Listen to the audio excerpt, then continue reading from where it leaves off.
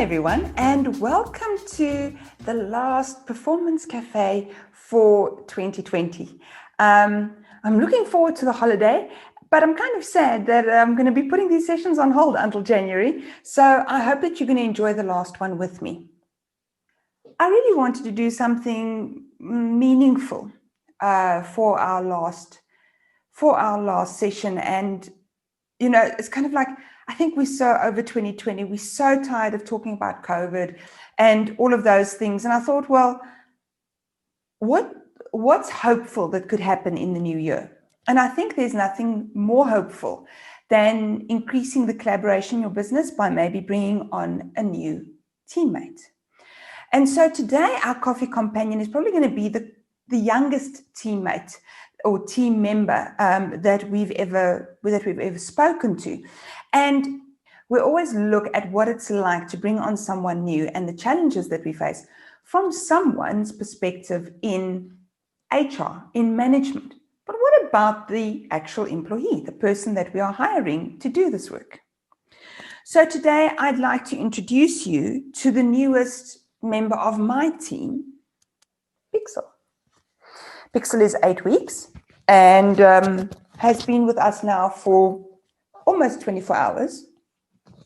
Okay, hold on, we're gonna get this right, watch it. And little Pixl, he's just played a lot, so now he's exhausted. He told me a couple of things about being new. And as I was bringing a puppy into the house for the first time in a year and a half, it gave me a lot of food for thought on what's it like coming into an established system.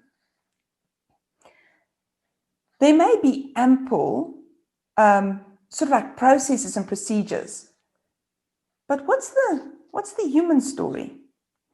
And so Pixl and I were speaking roughly midnight last night when he wouldn't sleep. And the first thing that we spoke about was the importance of communicating strategy.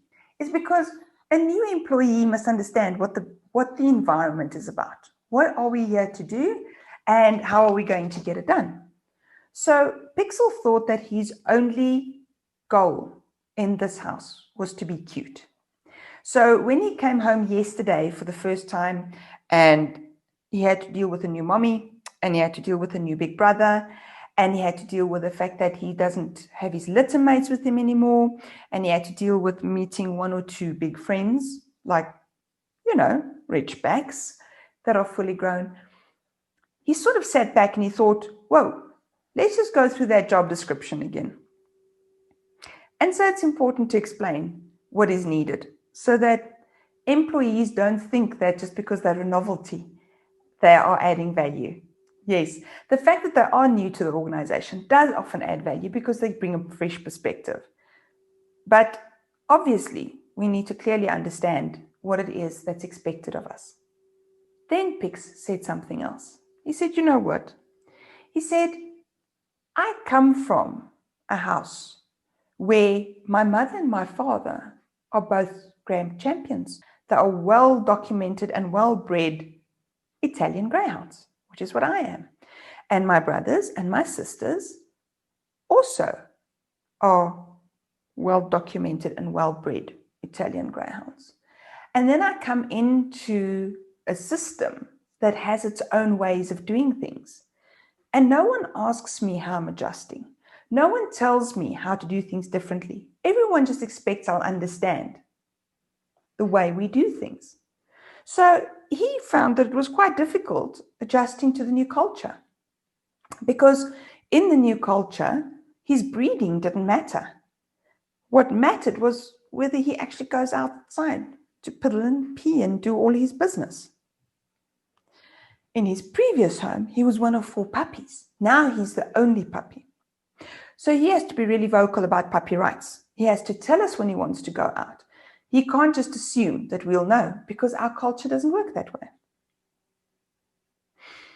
And then he said that as a puppy at the breeders, he was cherished and he was loved and he was revered for being this amazing specimen who could bring, all his wondrous charms and cuteness.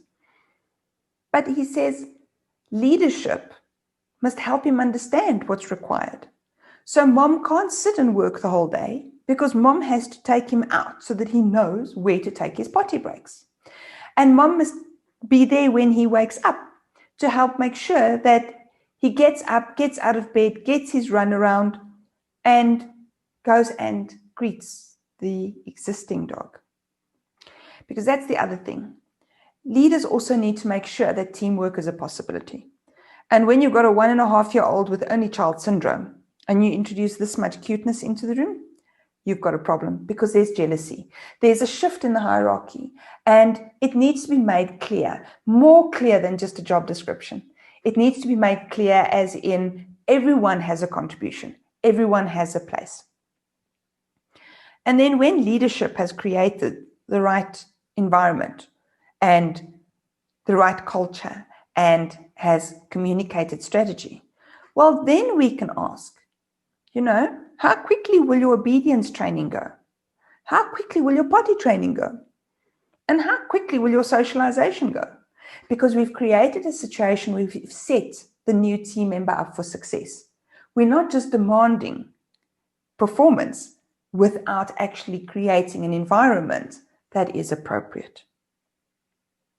And as Puppy says, and puppies are always right, so who are we to question it?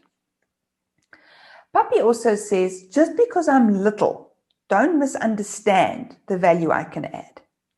So maybe I can add joy, I can add fun, I can add a bit of spontaneity. And sometimes existing teams need to be open to the fact that maybe the culture will be shifted a bit by a new addition. But our question is not how do we stop the shift? We ask, how do we make that shift work for the entire team and for the entire business? So I don't know about you, but although he's asleep on the job, good help is hard to find. I think Puppy has a lot of wisdom to teach us about how do we bring on a new team member? How do we set them up for success? How do we make them feel at home? And then how do we give them the opportunity so that they can shine? I think I am now going to put Puppy to bed. I hope that you've enjoyed this last episode. I look forward to seeing you in the new year. Happy festive season to everyone. I hope that no matter where you are watching this from in the world, and I don't care which celebrations you are having, I hope that they are all meaningful, create connection, and start repairing some of the damage that was done this year with all the rigmarole around COVID.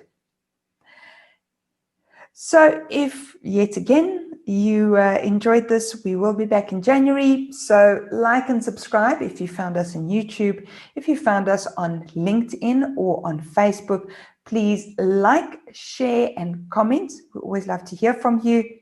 And then go to YouTube and like and subscribe.